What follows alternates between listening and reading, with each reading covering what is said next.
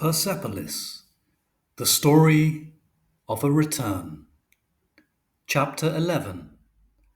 The joke. I had been in Tehran for 10 days. Despite my reluctance, in the end, my entire family came to see me. I didn't know whether or not they knew about my European failure. I was scared that they would be disappointed.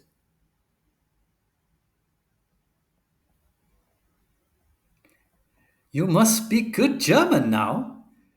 Yes, I speak a little. I know how to say Ich liebe dich. Thank you for the flowers. This is Uncle Ardashir, my mother's uncle. He's retired from the national education system. When I think of Vienna, I immediately think of Sisi. You must have seen the film starring Romy. Yes, that's Mina, my first cousin. She's an imbecile. She talks about Romy Schneider as if she were her best friend. Marjane, the stars shine in the sky, and you in my heart. These are our neighbors. They're the incarnation of the perfect family.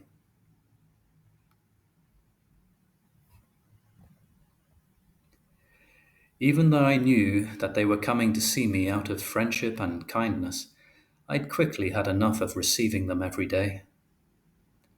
But there was nothing to be done. The visits continued. Aside from my parents, the only person to whom I really wanted to talk was my grandmother, but she came after everybody else. Grandma, where were you? I was waiting for the tribe to go first. Oh my, how you've grown! Soon you'll be catching the Lord's balls. She was still her old self.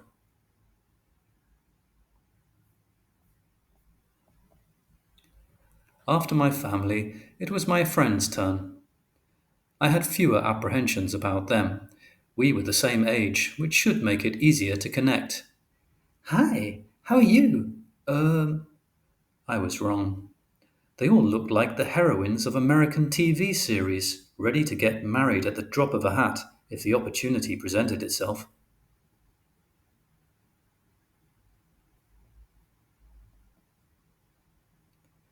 Why do you look like a nun? No one would ever guess that you had lived in Europe. Oh, really? Compared to her fashionable makeup, I really did exude all the allure of a nun. Come on, talk to us. You must have a million things to tell us about. I don't know. Well, why don't you tell us what the nightclubs in Vienna were like? It's just that I didn't go that often. I don't really like them much. What?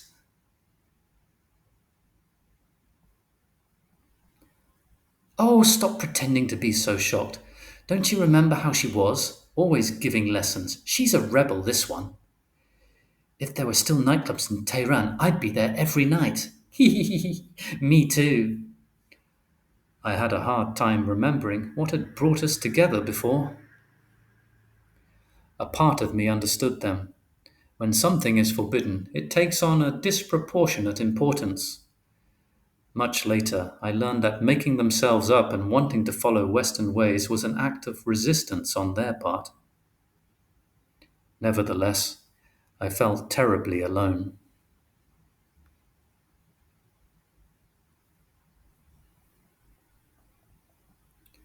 Some days later, Lele called for you. Oh, my friends, my friends, I find them all so unbearably inane.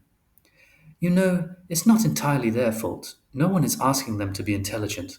Completely the opposite, in fact. Give it some thought, my child. There must be some people that you'd like to spend some time with.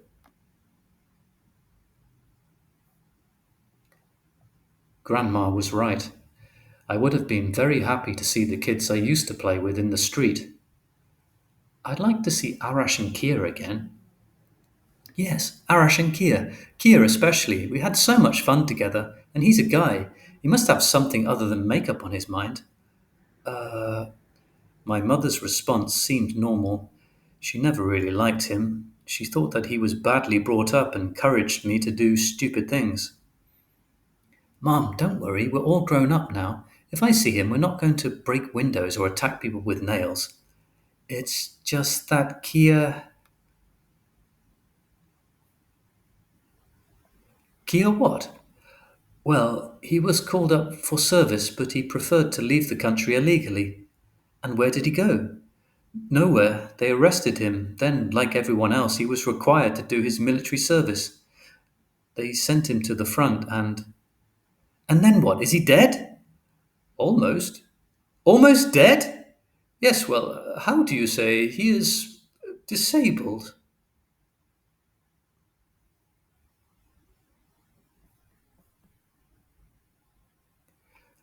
I decided to go see him. I learned that his family had moved. My mother set up an inquiry in the neighborhood and finally found their telephone number. Hello? Could I please speak to Kia? Let me get him. Kia, telephone! Kia, hi, do you remember me? No. And massacre ramen with nails. Does that ring a bell? Margie, is it you? No, this is her mother. Ha ha ha. Oh, it's so good to hear your voice. When can we see each other? Tomorrow, if you want. Do you have our address? I was relieved. He didn't seem almost dead at all.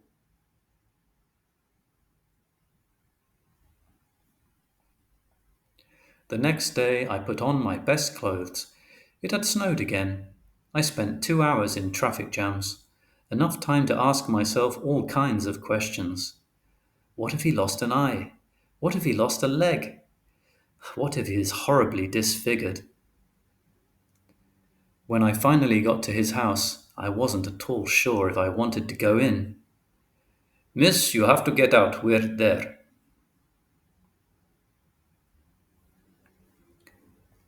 Whatever his state, I was convinced of the justice of my mission.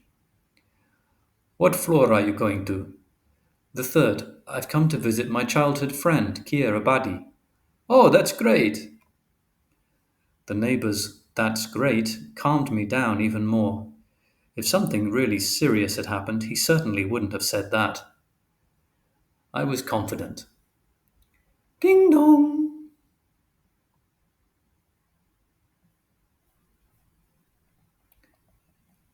Oh, Kia. Hello. It's crazy how you've changed. Come in, please, come in.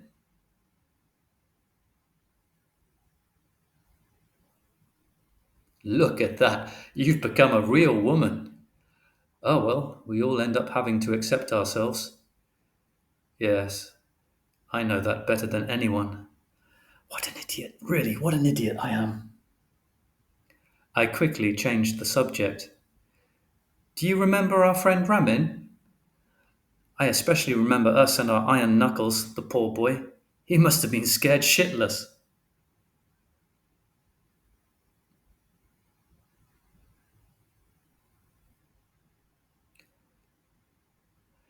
Blah, blah, blah, blah, blah. Yes, blah, blah, blah, blah, blah.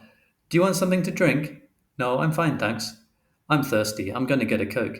In that case, I'll have one too. I didn't dare look at him anywhere but in the eyes. It wasn't until he was on his way to the kitchen that I noticed he only had the use of his right arm. Here, can you help me, please? Of course, give me that.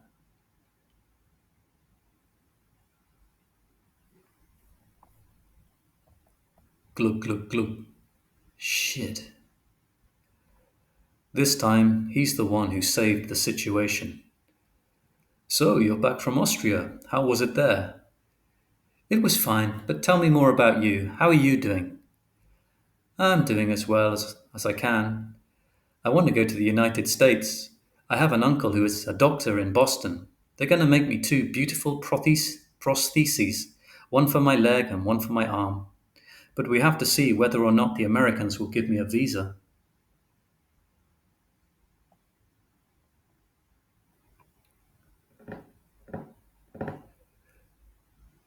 One of my friends told me a great story. Do you want to hear it? Sure, go ahead. Here goes. It's the story of a guy who finds himself at the front during the war. A grenade lands directly on his head. He's blown into 1,000 pieces. The stretcher bearers arrive, collect the pieces, put them in a large bag, and rush him back to Tehran at top speed.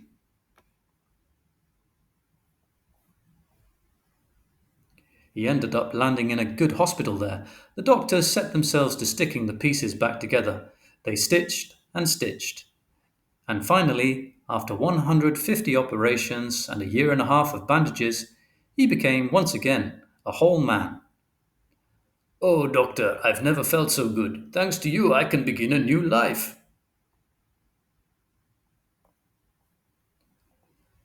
To help him lead his new life, his family decided to find him a wife. His mother did the rounds of their friends and their neighbors and found a rare pearl.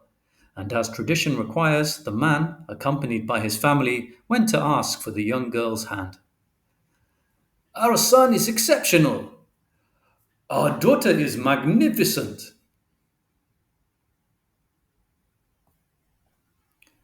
After long negotiations over the amount of the dowry, in Iran it's the husband who must pay his wife a dowry. The wedding rings, the dress, the flowers, the hairdresser, the makeup artist, the wedding video crew, the caterers, the waiters, the musicians, the number of guests, the two families reached an agreement. It's the most beautiful day of my life. I'll love you forever.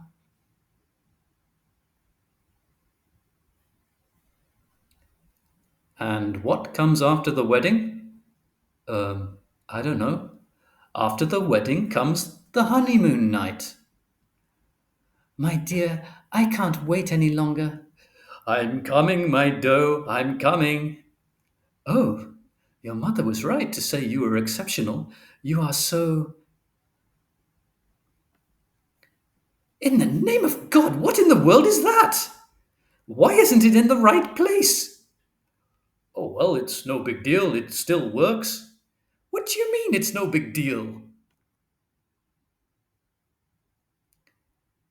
Your thing is on your hip instead of between your legs, and you dare to tell me that it's no big deal? Yes, but it works. Look. I don't want to see anything. I was sold damaged goods. I want a divorce as of tomorrow.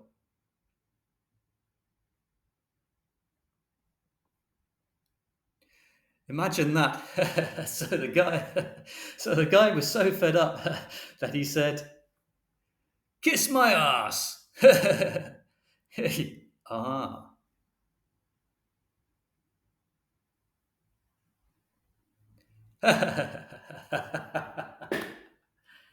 Oops, careful. We spent the whole afternoon talking and joking.